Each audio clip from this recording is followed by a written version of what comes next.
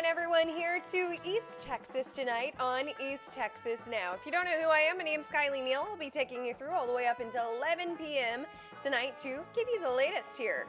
And we're going to start off here with an interview that we have with our very own Kristen Cruz. On a normal day, you would probably see her running a marketing company, but she is proof that a fun hobby can quickly grow into something so much more.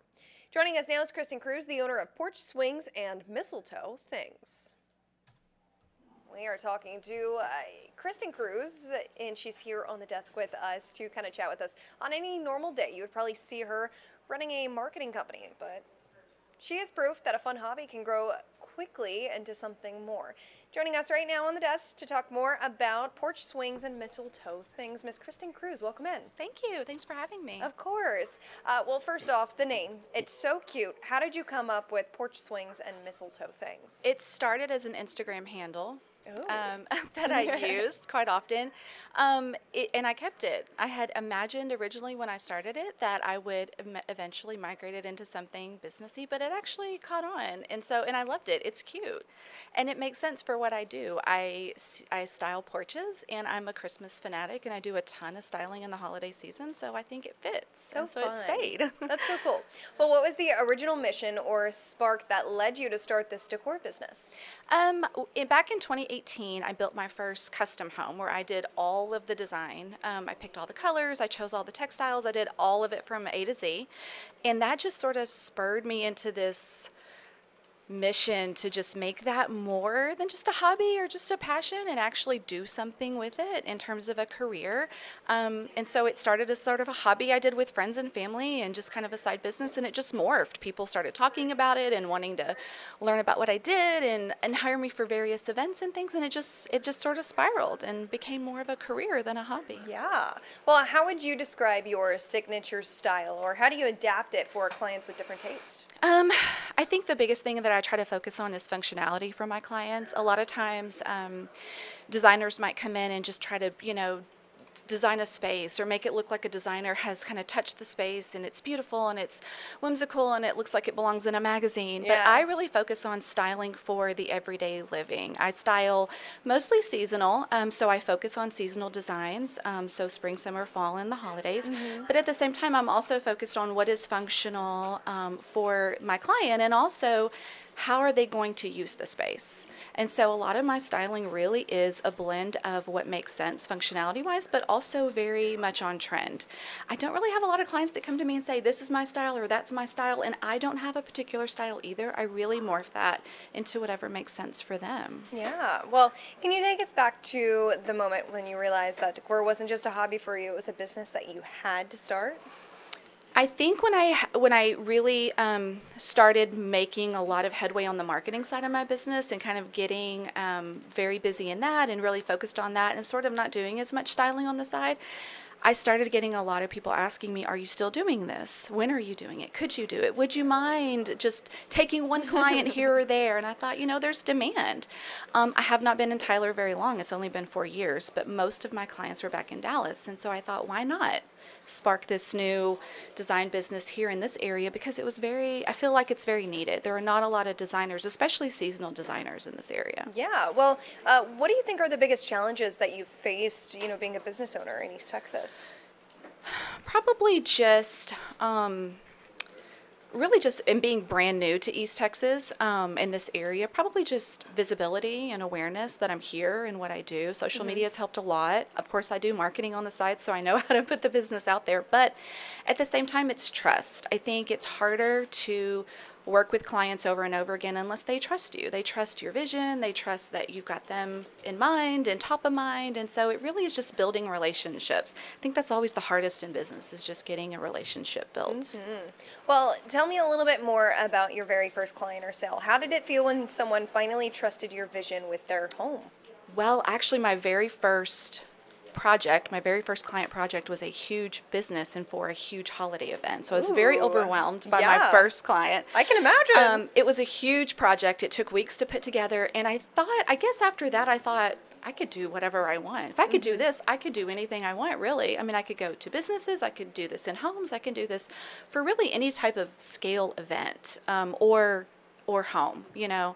So it just really just, I think, set my confidence really high in that I am really good at what I do and I can do this at scale. So that's really just, I think, what sparked it is from a business standpoint. How long did that, obviously job take? Probably in preps, 8 weeks maybe. Okay. And it was a 1-day event. So for Yeah. 8 weeks, I planned this huge Preparing. installation, for a holiday event. It was a huge shopping center in Dallas. And Yeah. we had snow machines and we had, installations of like walk-through lights and all of these photographic opportunities to take pictures with your kids. And it was kind of like morphing this place into like a winter wonderland, and it was gotcha. so fun. Yeah, no, it seems like it. What's one current decor trend you're absolutely loving right now, and one that you secretly wish would just go away? A lot of people are going to not like this, but I think the Nancy Meyers aesthetic is very popular right now. I think a lot of that, again, lived in decor, patterns and bright colors, but also that everyday living. Colors coming back. Neutral is sort of out the window. We're not decorating in grays and neutrals anymore. We're really opening up to color, which is really fantastic. But at the same time, there are things that I'm not a huge fan of. I love that we're kind of going back to like the grand millennial styles and the romance revival styles, but at the same time, I think mixing in modern textures and modern elements is really important. I do not like rattan. I'm not a big fan of it. A lot of people ask me, it's a huge trend right now, but I just don't love it. I don't love it. I feel like it downgrades a space in a way versus elevating it, but it is very much on trend and a lot of people love it. So That's cool. Well, I mean, everybody, kind of just wants to know your own opinion. And so it's just like, okay, I'll probably ask her that and see how she feels about that. Creative businesses often come with a side of imposter syndrome. How do you find the confidence to charge what your expertise is actually worth? Ooh, that's a toughie. Because I always feel like sometimes I'm charging for their budget and not necessarily for what it's worth. But I have sort of switched gears on that this year. I have really stuck to what I think the project is worth and what I think my time is worth, and that's extremely important because that puts me in that space of not feeling like I'm doing something for less than what it's worth. I really feel more so like I'm really giving my best effort at this project. Right. And it's really worthwhile all the time I'm spending on it. So No, I get it. Trust me, I understand. So a few like popcorn questions. What's your desert island decor item you could not live without? Desert island decor item. Oh my gosh. Well, you got to have some cute cacti. I mean, I love it. I love it. I love cactus too. Yeah. So cute. Minimalism or maximalism? Ooh, I like to call my style a cozy maximalist. I love the idea that you decorate with things that you love around you versus just picking things that match. And so in that, it really becomes like this maximalist vibe, but it's very cozy. Not over the top, but not underwhelming. Okay. Well, what's one rule of decorating that you love to break? Patterns on patterns, which is actually on trend again. And so is the 90s kitchen. It really is coming back, guys. Yeah. Well, one book or podcast or website that every creative founder should check out. Ooh. I'm a big HGTV fanatic, as most, I think, stylist designers are. I don't know. I'm super into thrifting, and there's a new show on Hulu.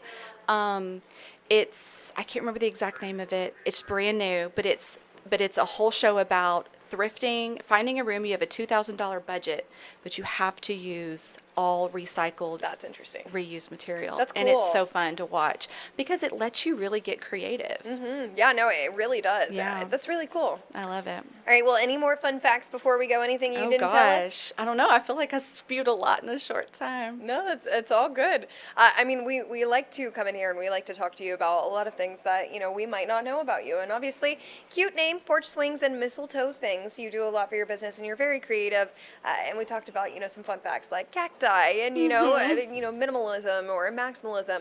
Is there anything that we don't know about? Maybe a job that you're working on right now that you might enlighten us about? Ooh. I am doing a lot right now with spring porches, and so I've gotten a lot of requests, and that's sort of one of the things that I do a lot, hence the porch swings Yeah. in the title. I think it's important for your home to welcome visitors with intention, but also a little bit of your style and your personality. And so I love the idea that I can hop on someone's porch and style it up, and so I have a ton of those projects coming up. So hopefully as you're driving around Tyler, in the vicinity, because I have clients outside of Tyler as well, you see a few spring porches pop up here and there. Cute. Yeah. Cute. Very cute. Well, everyone, Kristen Cruz, thank you so much for being here on East Texas Tonight. I'm sure we'll catch you later, or we'll see some photos and stuff on absolutely. your Facebook page. And Instagram. All right.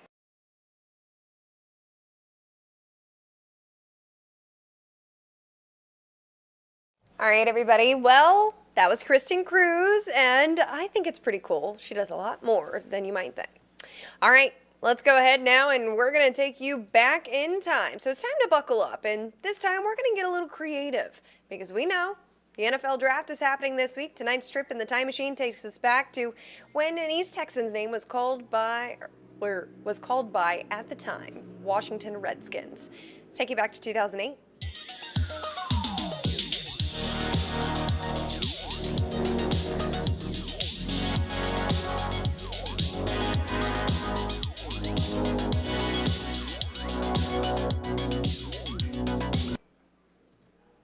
The answer to all of Malcolm Kelly's questions and the icing on the cake came 5 hours after the start of the NFL draft, with a phone call from the Washington Redskins. Washington made Malcolm the 51st overall pick in the second round. With a smile on his face and a thumbs up, the room exploded with cheers from family and friends. A moment broadcast to the country by ESPN. I know that in the end, God has a plan. He has a plan where he wants you to be at, and Washington is where he wanted me to be at, so I'm just glad, to be there where I am. It is a new chapter in an already remarkable young life. Malcolm was All-State as a Longview Lobo, an achievement that caught the eyes of the Oklahoma Sooners. It was with Oklahoma Malcolm's pro wishes would become a reality. And how does a young man who grew up in cowboy country feel about being a Redskin? Grew up in Longhorn country, and I played for Oklahoma, so it ain't gonna be a big adjustment for me. Moses Kelly is as proud as one father could be, not just because his son has gone to the next level, but proud of the man he is today. I was just so happy for him, because this is something he always talked about being able to do, going to the NFL, and for it to happen, that's a great feeling, to see a kid that really strived his whole life to make something, a dream happen, and it comes true. Yeah, that's great. In all of the chaos, Malcolm did not forget the charity he signed on to endorse before he was drafted, Mercy Ships.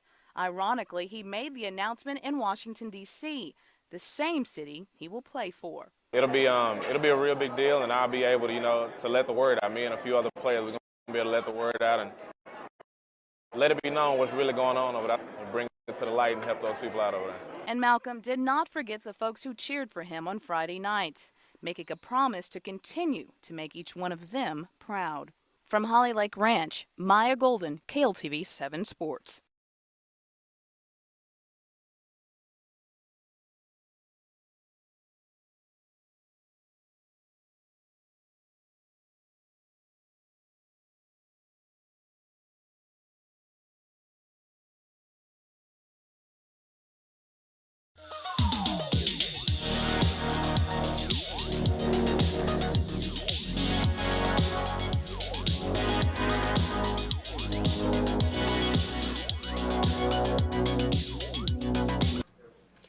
Well, welcome back to 2026. After taking that trip, it kind of makes you realize just how long it's been since it was 2008. Can you believe that we're already, at the NFL draft in 2026? And then looking back, you just see how things have changed. It's just really cool. All right, let's take you over here just to a few updates in some of your national news before you hit the hay tonight. A little girl was with her mom cheering on the Boston Marathon runners when she lost her special friend, her stuffed toy cat named Sarah. They looked for her for hours and finally reunited.